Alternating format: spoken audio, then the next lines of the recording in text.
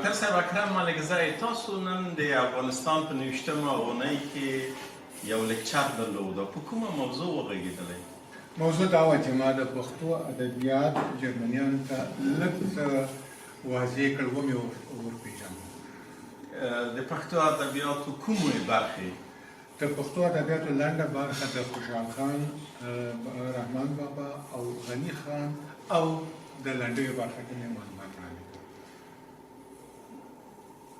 څرنګه مو دا وړاندې کړه؟ تاسو خو د ګوته او شیلر په باره کې هم وغږېدلی، هغه مو څنګه په پښتو ادبیاتو کې راوستل؟ هغه دا و چې ما کله چې د پښتو ادبیات لوستل او کله مې چې جرمني ادبیات لوستل، ما ولید چې ډېر شیان د پښتو او جرمني ادبیاتو کې سره شریک دي. هغه شی چې فرضاً شیله ویلی، عین وخت کې همدغه شی احمدشاه بابا هم ویلی.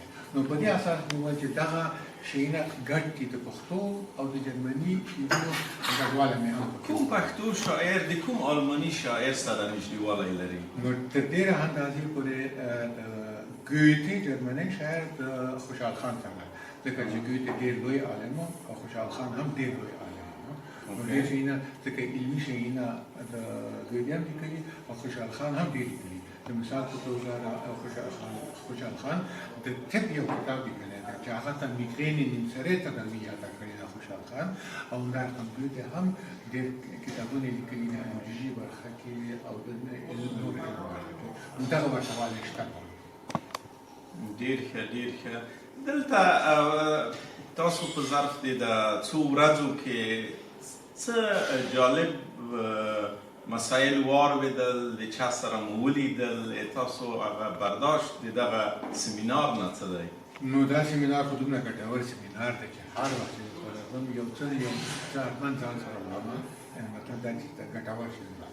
نو ما څه شی ګټور و؟ نو دې برخه کې ډېر ګټور شي. نو یو شی چې دا هغه ډاکټر یېګه چې هغه معلومات د افغانستان برخه کې وړاندې کړي چې څومره ګټور لرغوني آثار په افغانستان کې دي. دا اول چې غون افغانستان باید فرهنګي میراث نړۍ باندې دا یو څه وپېژندل شي. نو دا ماته یو څه ډېر مهم شی چې دا ما واورېد.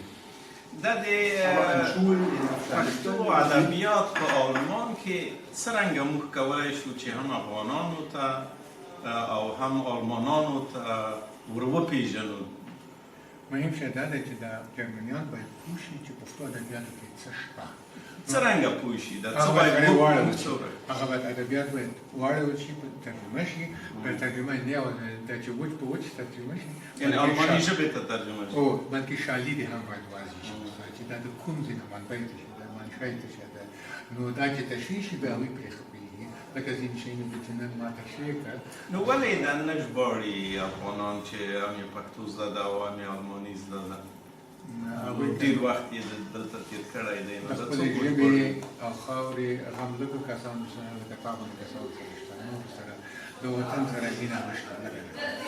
څنګه وکړو چې دا مینه پکې پیدا کړو؟ هغوی ته به نو تبلیغ وکړو، هغوی ته به غږونه کړو چې د یو چا د کوم کس غږ ته ورسېږي. ځینې کارونه هم شوي دي. تاسو کوم آثار د کومو ادیبانو پېژنئ چې آلماني ته ترجمه شوي دي او کولی شي په آلماني؟ ستا دپاره کته چې ما خپله د غني خان کتاب چې دی اول د ساینزه صاحب د پښتو نه انګلیسي ته اړولی، د خدای دې ورته خیر ورکړي او حیثله د انګلیسي نه یې جرمني ته اړولی. همدا رقم ستا په حرکت باندې د خوشحال خان څو آثار په انګلیسي شوي دي، انګلیسي نه بیا په جرمني باندې اړول شوي دي. همدا رقم د رحمان بابا آثار چې په انګلیسي باندې اړول شوي دي، انګلیسي نه بیا حیثله په جرمني اړولي دي. نو دا ما لیدلي کتلي دي. نو دا یو خدمت شوی دی. مننه. تا خپله د طب او ادبیاتو تر څنګ د آلماني ژبې ګرامر دې لیکلی دی او یو لوی قاموس دې لیکلی دی چې د مخکې په افغانستان کې چاپ شوی دی. پوهنتونو د فعلا اوس د تا راتلونکی اثر څه شی دی؟ په څه کار کوي؟ فعلا زه یو اثر باندې چې هغه علمي قاموس دی چطور پوری 4 نتیجه نه لري کنه هغه طبي لغاتي خاص طبي لغاتي بل هغه د بوټو یا بوټاني مشغله خاص بوټي دي چې نه په پښتو کې نو موري لکه پاتو څنګه او دا څه لغات باندې چې وایي نه خاص لغاتي چې هغه نه په طب کې استفاده شي دا خبر یو برخه ده بل د مرغانو او د حیواناتو د څارویو برخه ده چې خاص حیوانات چې نه په پښتو کې نو موریدل او نه په جرمني کار هغه دا او نور نظامی لغاتي عسکري پولیسي لغاتي وزارتونه دي ټول مسلکي لغات ټول مسلکي لغات خاص او خدای وکړه دا کتاب زر تکمیل شي او مینوال ته وړاندې شي نو تاسو ته دا خو ډېر لوی بهر دی دا خو خلاصېږي کله نه خو داسې به کوم چې زه به لکه راغان کوم او دغه کال به تاسو ته Manana. Ich überreiche gerne als kleine Dankeschön für deine unermüdliche Arbeit noch ein Wörterbuch, ist auch in Arbeit. Wir haben ja 3 Bücher in Afghanistan und hier auch veröffentlicht. Und ich hoffe, dass auch diese andere Wörterbuch fertiggestellt wird. Danke.